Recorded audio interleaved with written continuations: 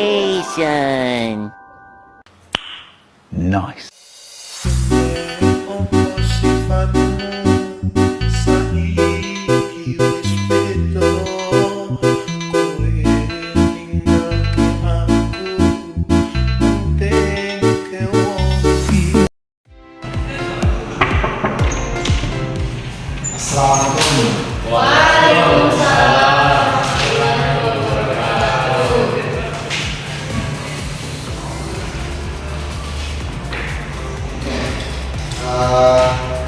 Selamat pagi anak-anak.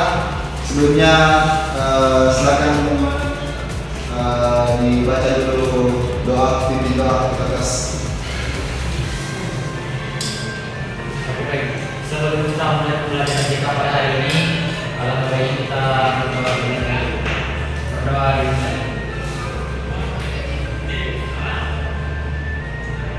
Berdoa.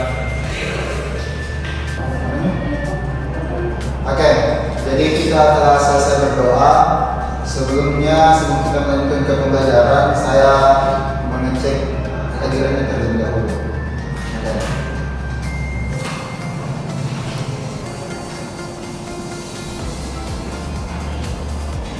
Pertama, Alfian.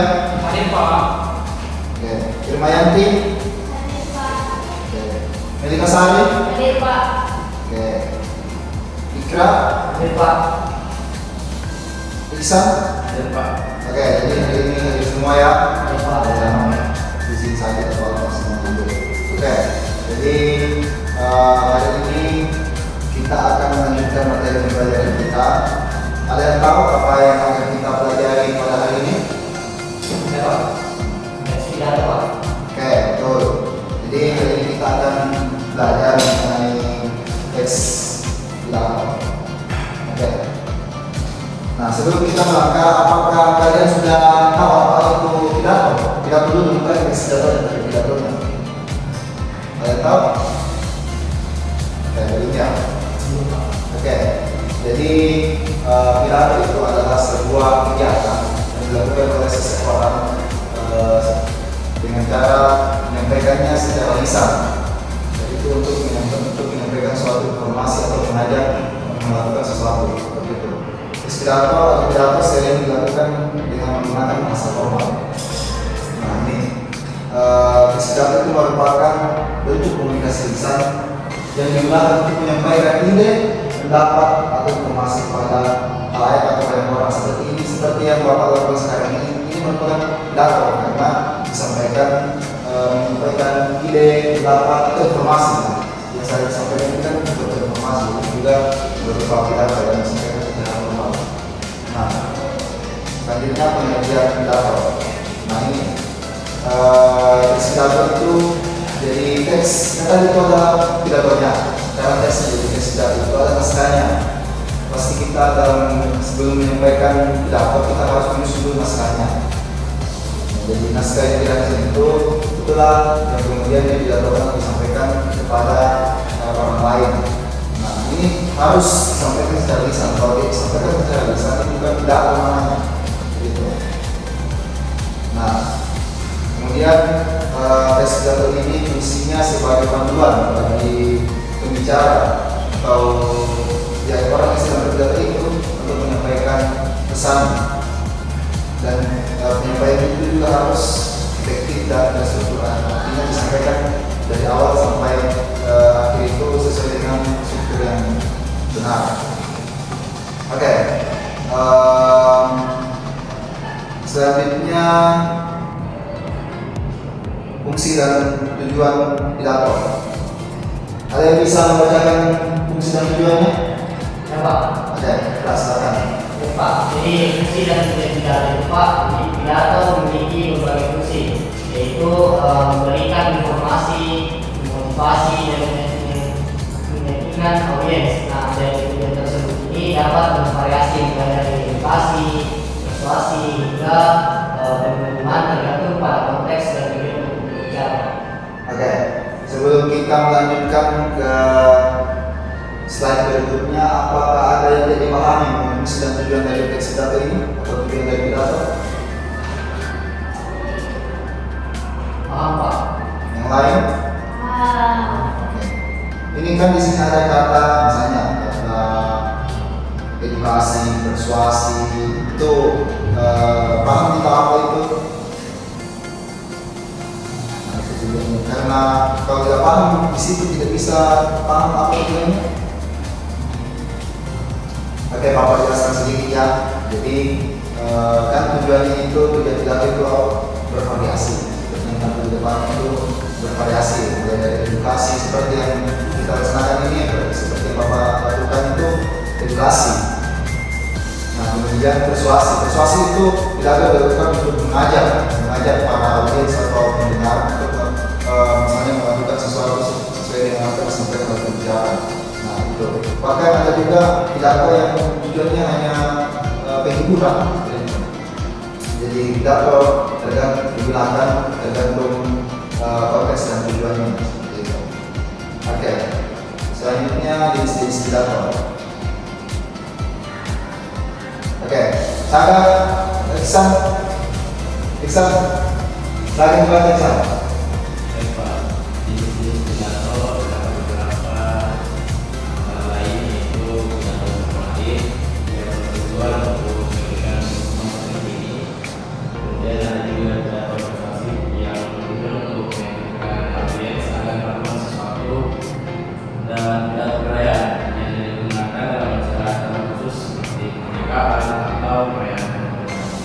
Oke, baik. Jadi seperti yang telah dibacakan tadi oleh teman kalian, yaitu Iksan, bahwa ada beberapa jenis pidato, dari pidato informatif yang tujuannya itu memberikan informasi, seperti sama seperti namanya, yaitu informatif. Kemudian jenis yang kedua itu adalah pidato persuasif. Pidato persuasif ini pidato yang tujuannya meyakinkan audiens atau pendengar agar melakukan sesuatu seperti yang telah saya jelaskan tadi. Kemudian ada juga bahkan teks pidato perayaan. Nah, teks pidato perayaan ini yang sering dilakukan pada acara-acara pernikahan. Oke, selanjutnya struktur pidato. Sebelum Bapak jelaskan, apakah dari kalian sudah tahu apa struktur pidato? Lupa. Belum? Lupa. Itu Bapak jelaskan ya. Nah, ini Alfian, sekarang dibaca Alfian. Baik Pak. Jadi struktur yang pertama itu pendahuluan. Pendahuluan adalah bagian awal dari pidato yang berfungsi untuk menarik perhatian audiens. Di sini pembicara dapat memulai dengan kutipan, pertanyaan atau anekdot untuk menyiapkan audiens terhadap topik yang akan dibahas. Oke, terima kasih Alfian. Oke, selanjutnya Bapak penjelasannya. Jadi pendahuluan itu salah satu struktur dari pidato, yaitu bagian awal. Jadi tujuannya itu untuk menarik perhatian audiens agar audiens lebih fokus dalam mendengarkan pidato yang disampaikan oleh pembicara terutama seperti itu. Nah, selanjutnya isi. Nah, isi ini adalah bagian utama. Ini yang paling penting dari pidato karena inilah informasinya. Informasi yang disampaikan oleh pembicara. Pidato adalah bagian utama dari informasi, argumen, atau poin-poin penting yang ingin disampaikan. Nah, pembicara itu harus menyusun isi secara sistematis dan logis. Jadi informasi yang disampaikan oleh pembicara itu harus tersusun dengan sistematis atau terstruktur. Jadi supaya pendengar atau audiens juga bisa memahami isi teks pidato itu atau isi pidatonya dengan mudah, seperti itu. Selanjutnya yang terakhir yaitu penutup. Oke, jadi struktur teks pidato yang terakhir yaitu penutup. Nah, ini adalah bagian akhir dari pidato yang fungsinya untuk merangkum poin-poin penting dan memberikan pesan terakhir. Jadi biasanya itu audiens mengingat apa yang terakhir kali orang sampaikan. Jadi biasanya pembicara itu menyelipkan apa yang paling penting dari pidatonya pada bagian akhir ini seperti kesimpulan lah, karena ini juga merangkul program ini ya, seperti itu. Jadi biasanya juga berbicara mengajak audiens untuk memberikan motivasi sebagai titik akhir.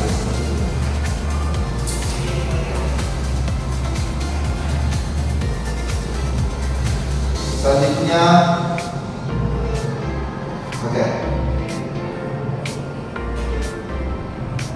Jadi kesimpulan dari pembelajaran kita hari ini yaitu pidato itu atau pidato yang baik harus terdiri dari pengertian, fungsi, tujuan dan struktur yang jelas. Nah, dengan mengikuti struktur yang tepat seperti tadi ada pendahuluan, visi, kemudian penutup, maka pembicara dapat menyampaikan pesan secara efektif dan meninggalkan atau meninggalkan kesan mendalam kepada audiens atau pendengar. Oke, mungkin itu saja pembelajaran kita pada hari ini. Selanjutnya Bapak akan memberikan tugas untuk pertemuan selanjutnya. Silakan dicatat tugasnya. Jadi tugas kalian adalah mencari sebuah teks pidato baik dari media cetak maupun media daring. Kemudian kalian analisis strukturnya. Kalian analisis bagian tandai. Kalau misalnya media cetak bisa kalian di situ tandai pendahuluan, visi, penutup. Kalau media daring bisa kalian ketik lalu print atau cetak kemudian nanti di pertemuan selanjutnya pekan depan menentukan tugasnya. Nanti pekan depan kita belajar bagaimana menyusun teks pidato dengan baik. Oke, sebelum kita menutup pelajaran, Bapak terlebih dahulu mengecek lagi kehadirannya.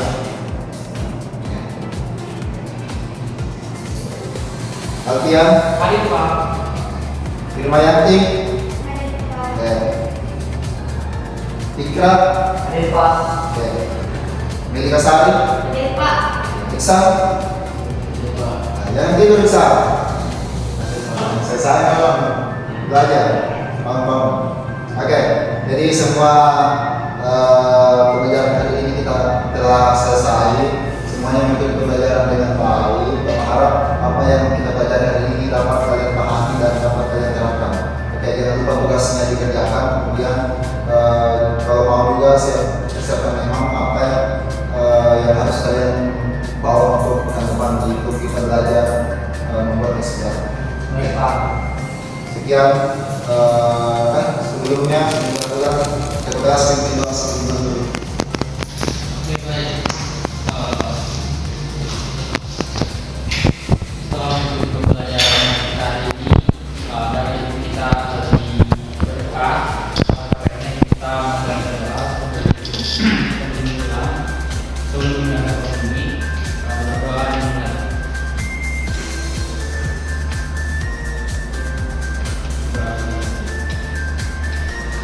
Oke, kita telah berdoa sebelum jadi Bapak tutup pembelajaran pada hari ini dengan mengucapkan Alhamdulillahirobbilalamin. Wassalamualaikum warahmatullahi wabarakatuh. Waalaikumsalam warahmatullahi wabarakatuh.